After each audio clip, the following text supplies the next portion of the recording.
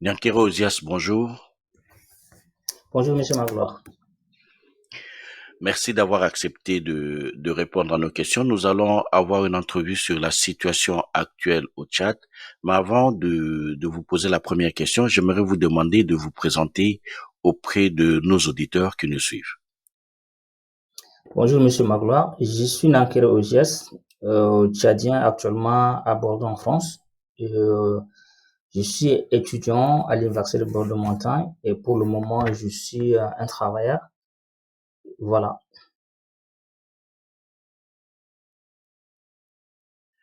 Merci beaucoup. Euh, Nyankero Ozias, la situation au Tchad est actuellement assez tendue. La première question que je vous pose, c'est de nous faire un état des lieux. Où est-ce qu'on en est aujourd'hui à l'instant où nous parlons? Qu'est-ce qui se passe à N'Djamena et dans les autres villes du pays? Merci d'abord. Avant d'aborder, je présente mes sincères remerciements à cette association qui fait un travail impeccable de soutien aux méprisés de l'Afrique et plus particulièrement ceux du Tchad, hein, en nous tenant le micro. En cherchant à savoir effectivement sur ce qui se passe actuellement au Tchad. Il s'agit de la politique, mais qui dégénère sur la population qui est en train de franchement souffrir parce que on parle en termes de 150 personnes décédées, mais pas de chiffre officiel, parce que je dispose pas un chiffre officiel, mais on fait état lieu de 150 personnes tombées et plus de 1500 personnes qui sont blessées et des arrestations, on ne peut pas maîtriser parce que ça continue de 20 jusqu'à 21, même cette nuit, il y a toujours des arrestations. Donc, on sait qui a été arrêté. Jusqu'à là, il y a des jeunes qui sont disparus. On ne sait pas qu'est-ce qu'ils sont devenus. Est-ce qu'ils font partie, n'est-ce pas, de personnes décédées, des tortures. Il y a des gens qui sont décédés suite à la torture, tout ça. On ne sait pas exactement les chiffres qui pourraient, n'est-ce pas, faire tomber.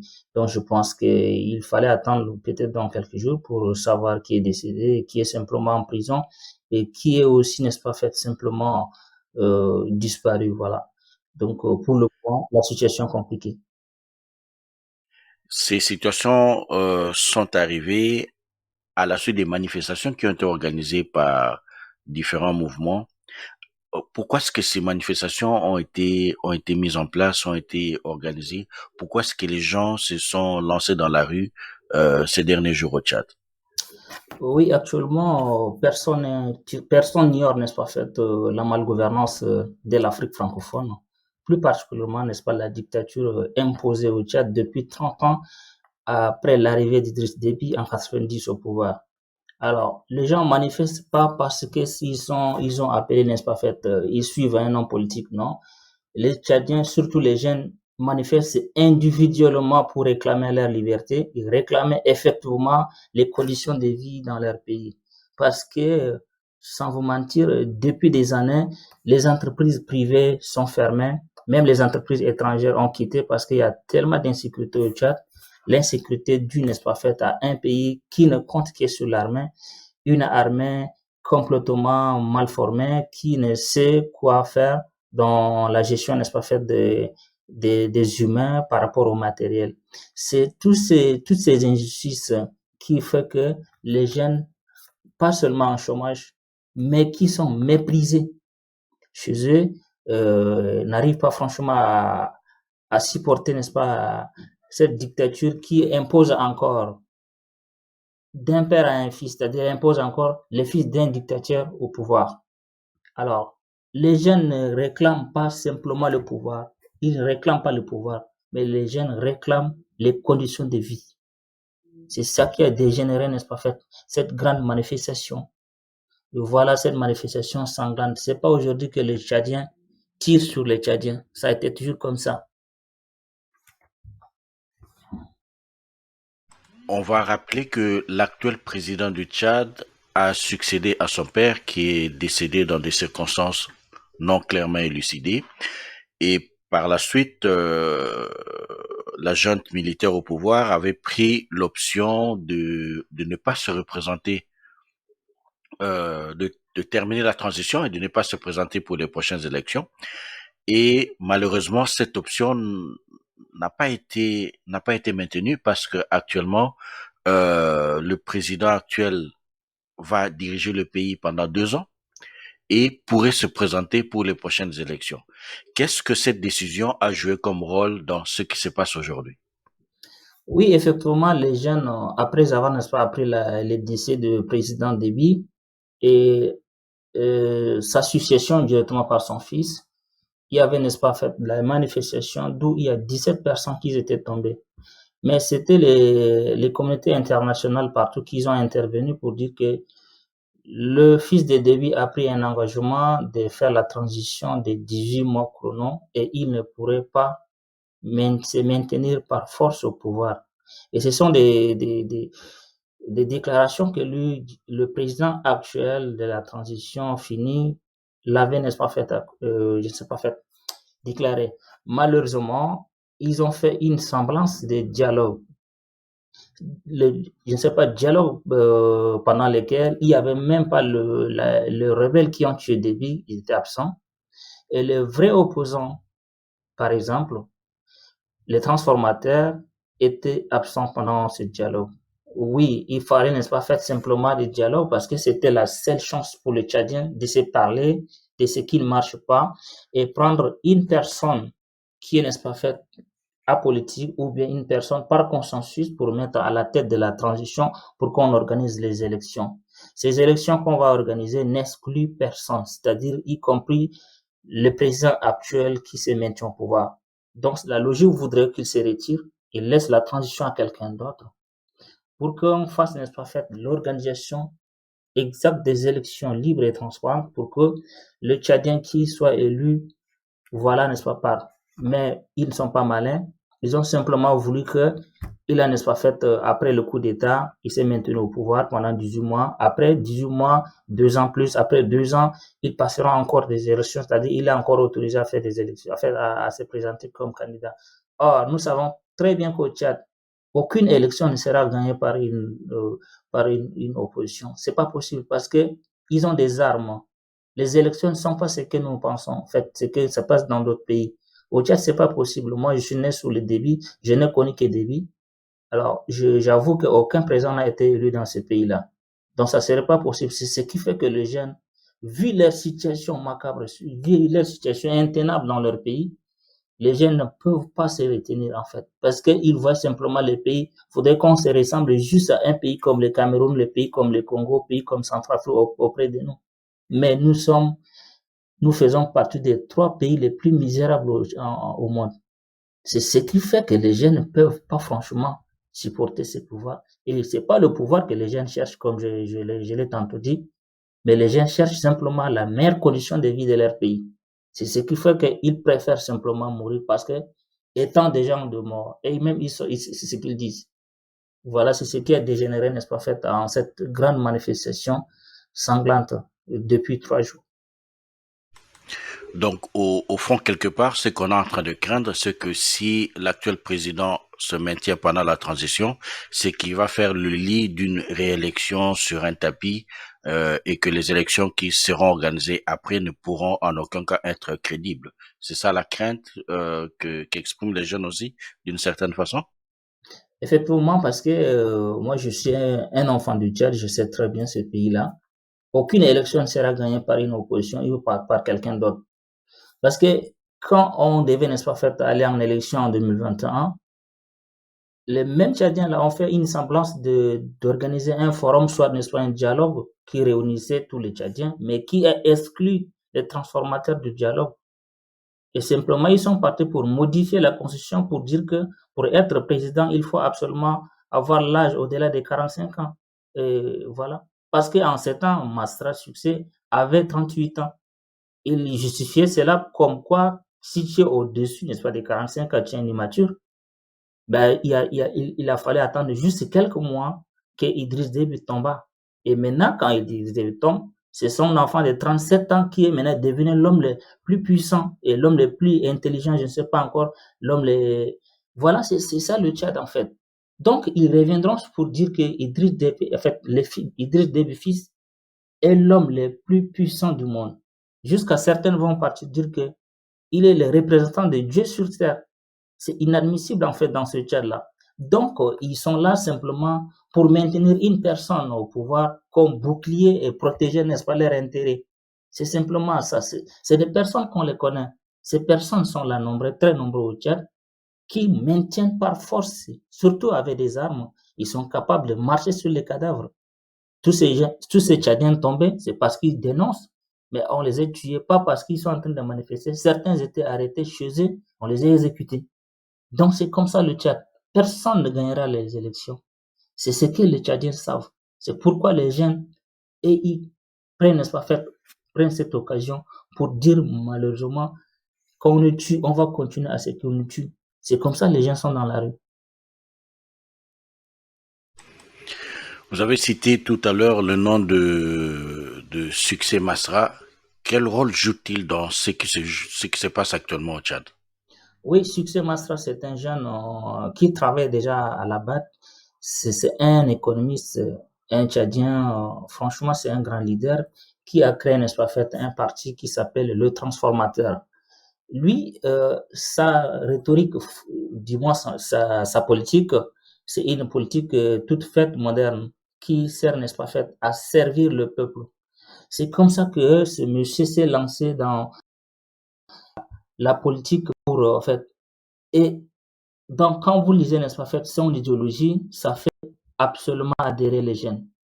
Parce que lui, c'est pas simplement le pouvoir. Il veut absolument à ce que ce Tchad-là soit changé.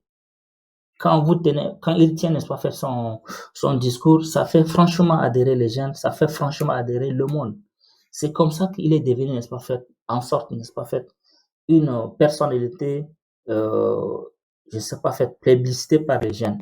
Alors, son rôle n'y est pas.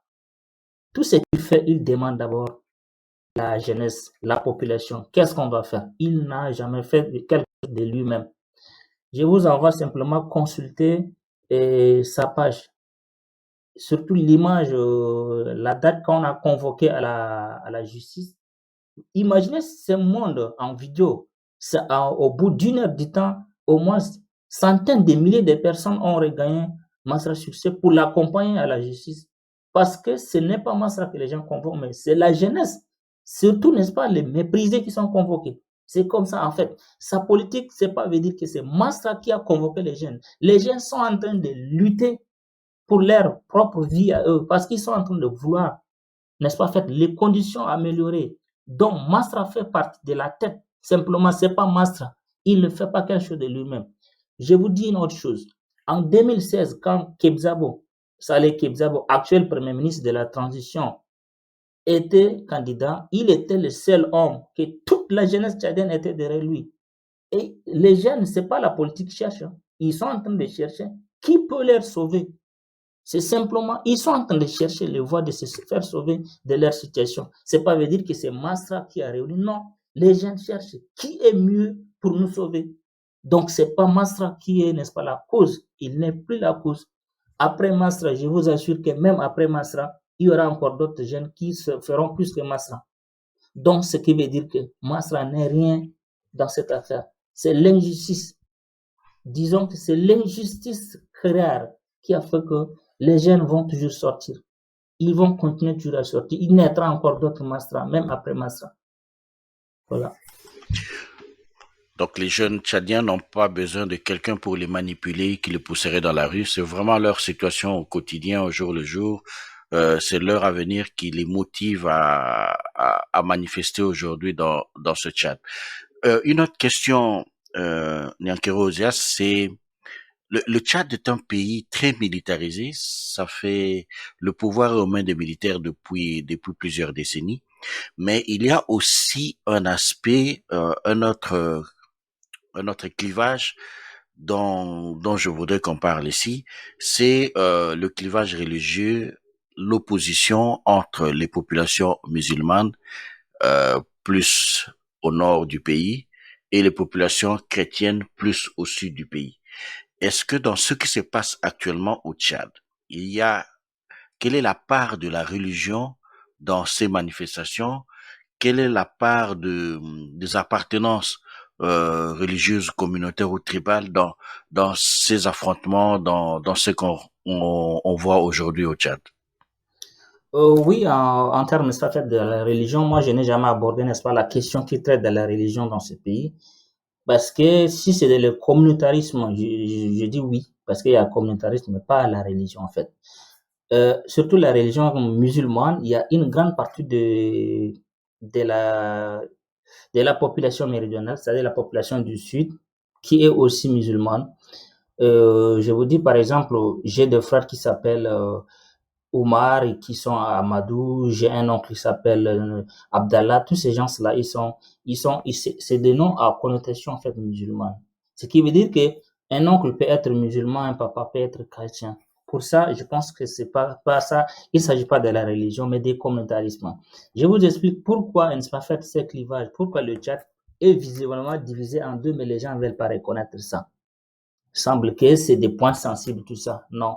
Il y a des choses que les gens traînent dessus pour simplement aller chercher la vérité pendant qu'il y a une vérité auprès des faits. C'est-à-dire, on traverse la vérité pour aller chercher la vérité. Je vous explique. Le Tchad est un pays effectivement divisé en deux. Divisé en deux, pourquoi? Parce que depuis Hissène Habré, aucun sudiste n'a eu la chance d'accéder au pouvoir, ni par élection, ni par les armes. Généralement, les gens du Sud n'aiment pas la rébellion. C'est comme ça que les choses sont restées toujours, n'est-ce pas, gérées par une seule, juste une région. C'est pas d'abord tous les nordistes, ou bien, comme on a l'habitude de les dire. Moi, j'ai l'habitude de les appeler nordistes, sudistes, parce que je me suis dit que c'est la liberté, en fait. La démocratie me permet de le dire clairement. Alors, ils ont maintenu des choses de sorte que dans le 23 gouvernorats, 3 provinces, au moins 20 sont de même région. 20 gouverneurs sont de même région. Peut-être 3 seulement qui seraient des gens du Sud. Les 45 dans le 44 postes ministériels qu'on vient actuellement de mettre sur pied, ou bien mettre sur place, seulement 9 sont du Sud, dont 35 sont du Nord. Je prends simplement la manifestation qui se passe actuellement. Le quartier comme, je ne sais pas, fait quartier comme Charimongo, quartier comme Dembe, Chagua, Mursal, Abenan, Gassi, Atronam Tuki, Walia, Tukurangeli, tous ces quartiers, c'est des quartiers habités par le Sud. Donc, les quartiers du nord du N'Djamena est habité exclusivement par les gens du nord. Les quartiers sud du Tchad est habité aussi exclusivement par les gens du Sud. Donc, actuellement, ces manifestations se passent régulièrement et que dans le quartier du Sud, méprisé, marginalisé, exclu de la gestion de la chose publique. Donc, c'est ce qui fait que quand tu vois actuellement, il y a couvre-feu. Ce couvre-feu ne prend que la ville de N'Djamena et tout le Sud et non le Nord. Quand la manifestation, les grandes villes du Nord, aucune ville n'a manifesté, à part la ville de Mongo, que quelques jeunes sont sortis. Donc, le Tchad est divisé en deux. Donc, toutes les gestions de la chose publique, surtout tous les commandements, tu prends les régions du Sud, les commandants, les commissaires de la police, les quoi, toutes, ce sont des mêmes personnes d'une même région du Nord qui méprisent là-bas. Pour une petite manifestation, les gens sortent avec des armes. Pour ce qui s'est passé avant-hier, hier, tout ça, les gens manifestent, c'est la police qui intervient avec des gaz pour les disperser. Mais au contraire, il y a des gens qui viennent avec des voitures, et ce sont des voitures privées, qui sortent avec des boubous, directement armés, ils commencent à tirer sur eux. Ils font directement irruption parmi les manifestants, ils commencent directement à les tirer dessus. Alors, mais sachant déjà qu'au Tchad, il y a ces clivages, il y a des visibilités en fait. C'est possible. On sait qui s'habille comment.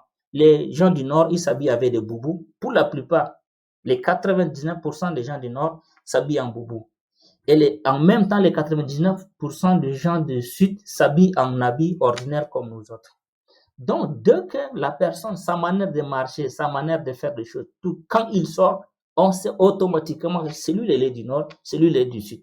Donc, ce qui était en train de tirer sur les gens directement avec des armes. C'est des personnes en fait, avec des avis civils et qui sortent des voitures privées avec des armes. Directement, ils continuent à tirer sur les gens. Ce sont ceux qui ont fait tomber au masque 150 quelques personnes. À Mondou, des choses comme ça s'est passé. Donc, lamentablement, les manifestants ne savent qui est civil en train de les tuer et qui est simplement un commerçant avec boubou en train de passer. Ça serait ça peut-être, je n'ai pas des informations exactement, si effectivement ils ont tué des gens à Mondou par leur appartenance d'habillement, soit n'est-ce pas, alors je ne sais pas, physique. Donc, ça serait ça. Et il y a des gens qu'on appelle ANS, c'est-à-dire Agence nationale de sécurité, ou bien je ne sais pas, des renseignements.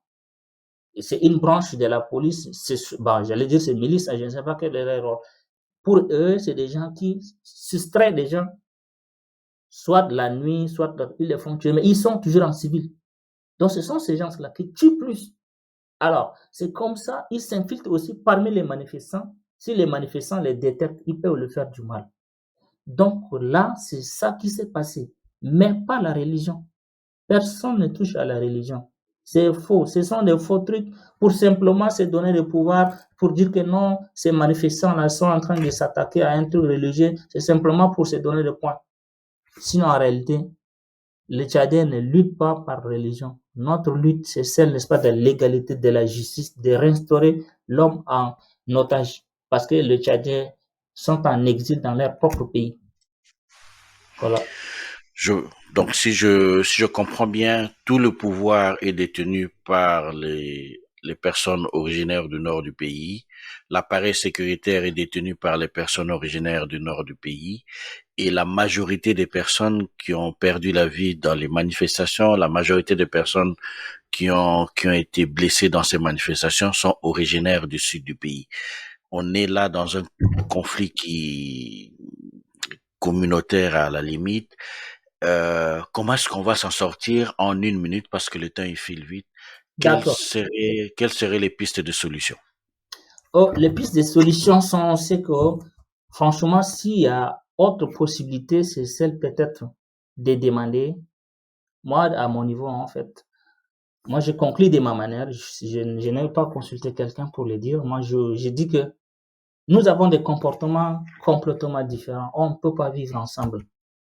Est-ce que, moi, j'ai souvent relayé que la seule solution pour stopper ce sang qui verse tout le temps, c'est de demander la scission, la division de ce pays en deux. Parce que c'est incompatible. Un jeune du Sud n'est pas capable de se marier à une fille du Nord. C'est pas facile. Même dans le quartier, les gens vivent différemment déjà en clivage. Le Nord est différent. Le Sud est différent. C'est faux. Les gens vont traîner dessus pour ne pas dire la vérité. Non. Quand on demande la division, c'est pas veut dire que c'est la guerre. Non. Parce que le sang verse.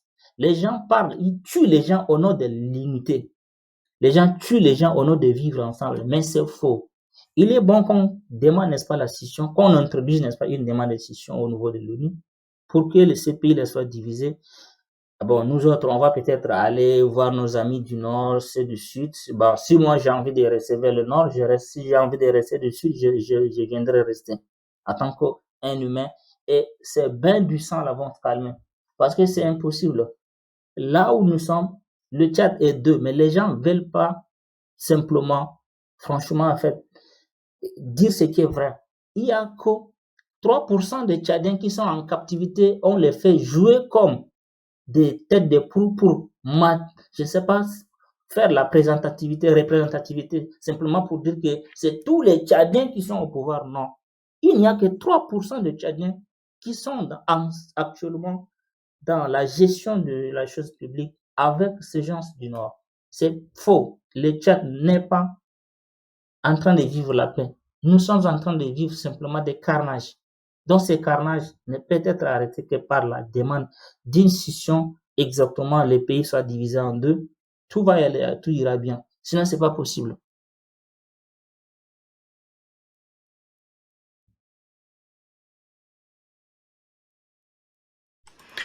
Nankere Ozias, merci d'avoir accepté de répondre à nos questions. Merci Merci aussi. d'avoir exprimé votre point de vue, que je vous laisse totalement assumer. C'est une première invitation ici dans Sekaya pour Dignité Noire. On espère que ça ne sera pas la dernière. Merci à vous. Merci. Au revoir.